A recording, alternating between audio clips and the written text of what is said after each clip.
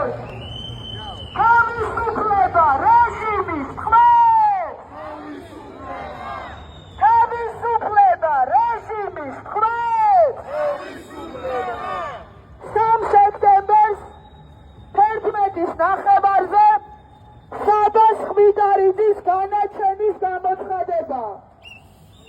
3 სექტემბერს 12 საათზე 11 პირის განაჩენი გამოცხადება.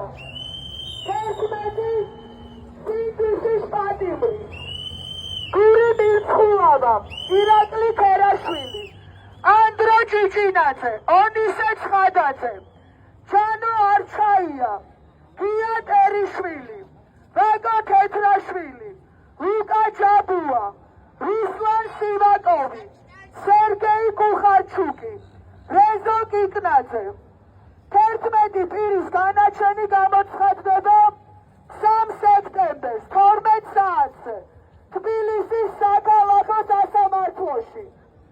თავისუფლება რეჟიმის თქმით!